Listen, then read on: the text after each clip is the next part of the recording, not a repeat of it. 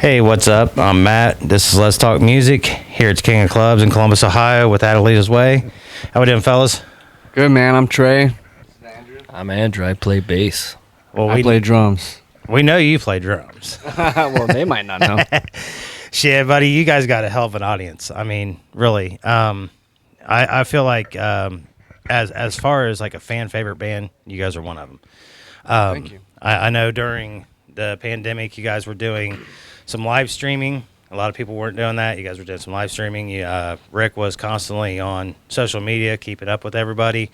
So, I mean, when you got that kind of fan engagement, it just it really boosts your popularity. And, I mean, you seen the crowd out there already. I mean, it's an hour before doors even open and pretty packed. Yeah, I mean, that's what we do it for. If we didn't have fans, there'd be no reason to go up and play music. So we got to show the love as much as we can to the fans, and we try and make everyone have a good time at the shows. And then when we're on social media, make sure we engage with everybody and make sure everyone's having a good time. Yeah. So this is, you said, the fifth straight night. This is the fourth straight night. Fourth straight night. Okay, and you guys are heading to Syracuse next. Where'd you come from? We came from Flint, Michigan, Machine Shop, which is always a great show. Yes. See, never been there. Want to go. But I'm telling you, have you guys played here? Oh, yeah. Oh, yeah. This is a great venue. I mean, I love these guys. I love this venue. So, we had the whole shutdown and everything, and just tell me what's been going on since then. Just nonstop writing music, making music, playing. Like, we were doing the live streams, and then that was mainly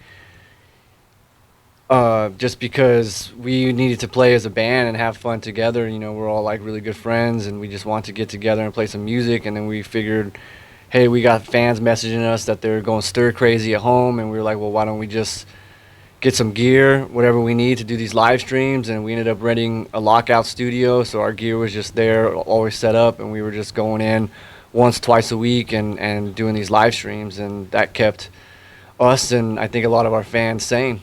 Yeah. What about you, Andrew? How you feel about that? It was a lot of fun. It kept me sane. Kept you sane?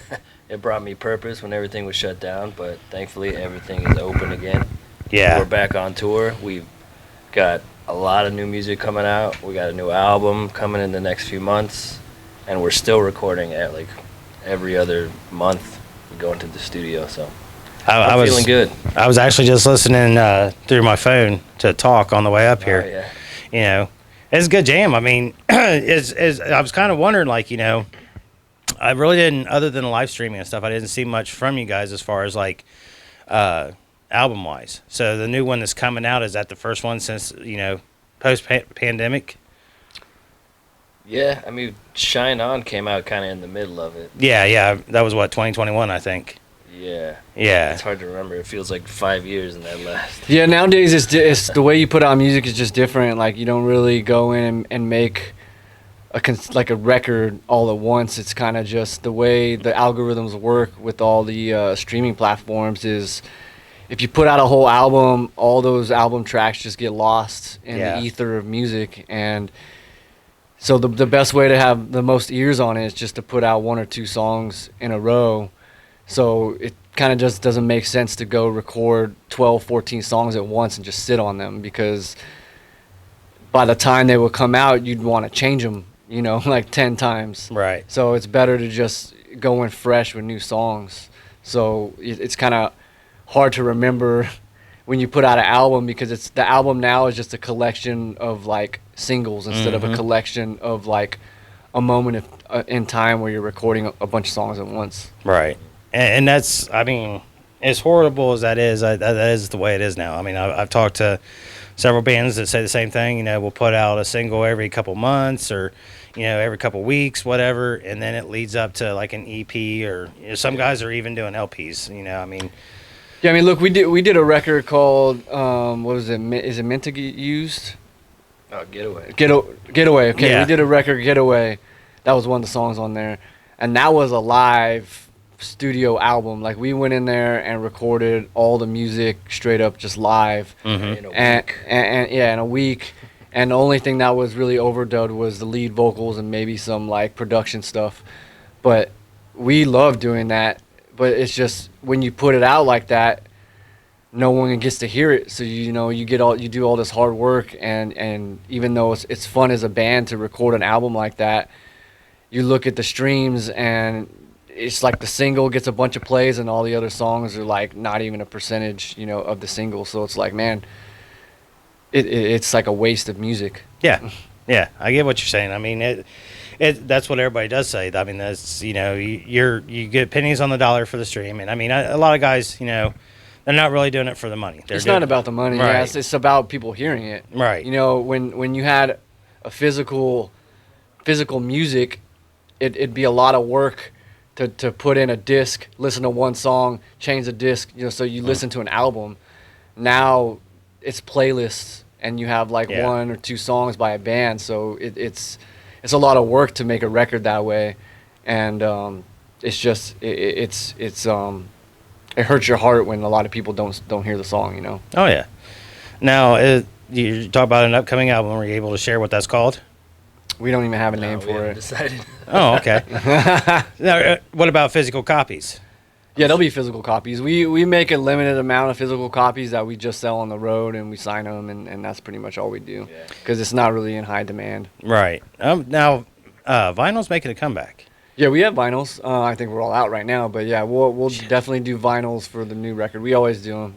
We had a greatest hit vinyl. That was the last one we had. Yeah, that one did really well. So none to sell today, huh? No. Damn it.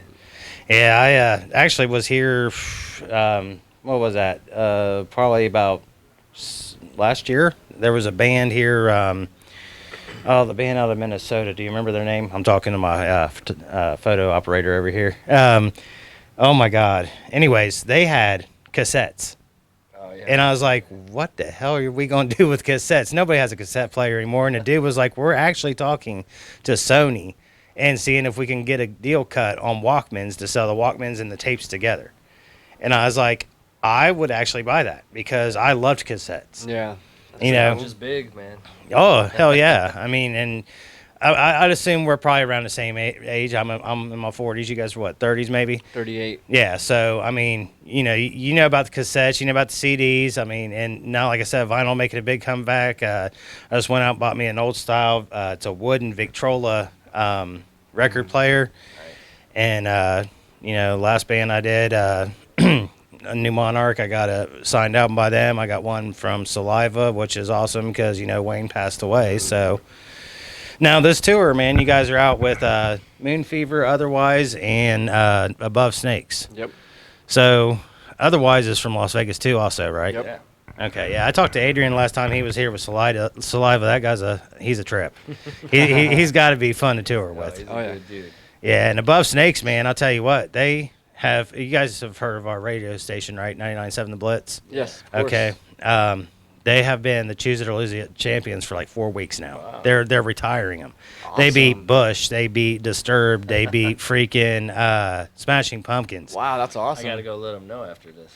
Yeah, they know. Trust me. I've got an interview with them too. But yeah, it's them guys know. I've been talking to them like, man, you guys were kicking ass, and their publicist the same thing. And I mean, yeah, one band. Who was it? The Dropout Kings. They beat them 100% to nothing. Wow. I was like, that's great. Yeah. Good for them. So I mean, it gets around. You guys, your music reaches all the way out here. Believe that. I mean, like I said, the crowd's already gearing up. I mean, and people. The last time I seen you guys at the basement was packed. Time I seen you before that was packed. I mean, you guys put on a hell of a show. Thanks, man. Yeah, Columbus has always treated us well. It's one of our favorite places to play for sure.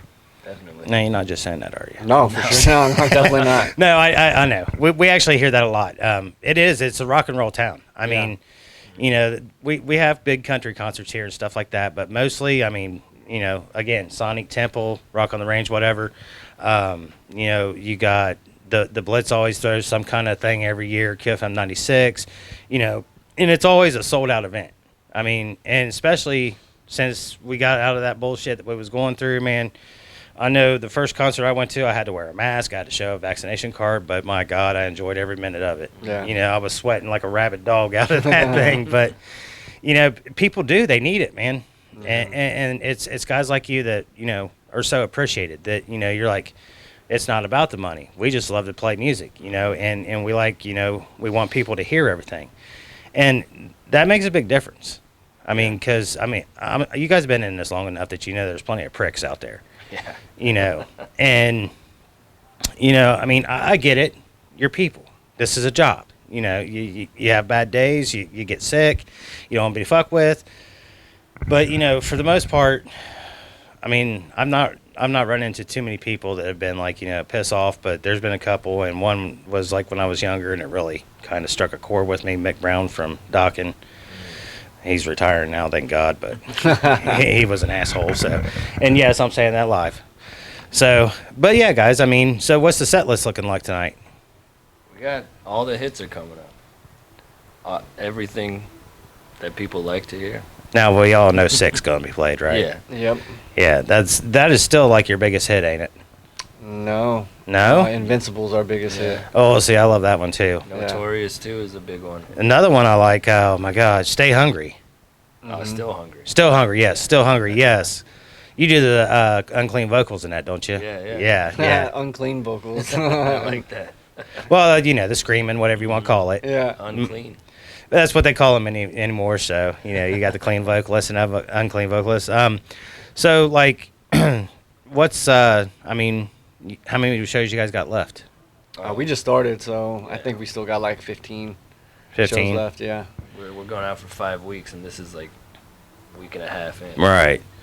So what's after that? You gonna get back in the studio? You gonna get that album out, or? June will be time home with the family, and July we'll be going back in the studio to maybe do some new songs and tighten up some songs that we've previously tracked recently, and then I think the album will probably come out sometime in August. Okay. We're gonna do a short 3-week run in August, and we'll probably put it out then. Okay. Sounds awesome. So one question I love asking musicians, and this is not like who's your influences or anything. This is, what is it that when you first picked up an instrument that made you do that? What made you get into music? I mean, I just loved, like when I first started to like understand music, because my parents are like really big music fans. My mom took me to like a Bon Jovi concert when I was like 2. Yeah, it's crazy. Hell yeah. I don't remember it. I bet. Yeah. But the drums, always, it was almost like when I heard music for the first time and could understand what was happening, it was like the drums were mixed louder than everything. It's like they just popped out to me. So it was kind of a natural thing that I was attracted to with hearing the drums, and I just automatically was like, that's a hi-hat, and that's a snare drum, and that's a bass drum, and like they were like, how do you know that? I'm like, I don't know. And then I just, you know, my parents bought me a drum kit, and I started playing when I was 6, and I would listen to a lot of Police, Stuart Copeland's The Man, you know, John Bonham obviously, and Neil Peart, you know, and those were like my 3 influences when I was a kid. Yeah, man, I love that story, man. That's why I ask it, because I mean, I've had people get emotional before when they tell me, Oh, wow. you know, well, you know, my mom, she took me and, you know, she passed away and everything. So how about you, Andrew? I mean, yeah, music itself, that's what inspired me. I was so into music, I was like, I want to make it. So then I learned. Now, have you always played bass? No, I started on guitar, and I played a little drums when I was younger, but then when you start a band, you find out everybody wants to play guitar, so somebody had to play the bass, and it was me. Yeah, everybody wants to be the guitarist or the singer. Yeah, So but no, I love playing 4 strings. I love keeping the low end down. hell yeah. So what's your bass of choice? Ernie Ball, Music Man, Okay, Stingray, but I do like Fenders. nice. I would like an endorsement now. I'd like for you to have an endorsement. That'd be pretty awesome. How about you, Trey? What do you like to play? I play Pearl. Pearl. Yeah, Pearl, Sabian, Bader. They've treated me well over the years. Oh, so you're sponsored by them? Yeah, yeah. Oh, that's Yeah, awesome. I got all my guys over there. They take care of me. Yeah, yeah, and that's always a good, cool thing. I mean, I've talked to guys that are endorsed, guitarists that are endorsed. They're like, yeah, Ibanez or BC Rich. Well, not really BC Rich, but like, hell, one guy's Washburn, which you haven't heard of in a while. Wow. Yeah, I mean, Extreme's back out. Nuno loves his Washburns, and the dude's a phenomenal guitar player. I mean, very underrated, but they still make them. And the biggest one nowadays, I think, is Schecter. Yeah, freaking Sinister Gates plays it. There's a lot of people playing them. A buddy of mine called me. He's like, man, I sold all my gear, and then I bought me another one. He's like, bought a Schecter. He's like, I had that set up, professionally set up. And he said, man, he goes, the thing plays itself. He's like, it's so comfortable. I don't know about that. Well, yeah, but he went from being with an Ibanez, and Yeah. it wasn't set up, and then he got this, and he had Guitar Center set it up, and it did a hell of a job. So, what time you guys going on? We go on at 10:05. 10:05. All right. Well, guys, I'm gonna let you get back to chilling and relaxing. I appreciate your time. Awesome, man. Definitely looking forward to the show tonight. Probably do a couple shorts on YouTube. Sick, Invincible, Sweet. Still Hungry. So yeah, and I'm sorry for screwing that up. it's all good. It's when you're doing this, man, you got like 5 million things going through your head, and only like 10 of them come out because you're like you're kind of like, duh, what was I going to I ask? totally understand, man. But again, guys, I appreciate it, and man, let's get this place rocking tonight. All right, man. Thank All you. right, Thanks guys, for talking with me. thanks.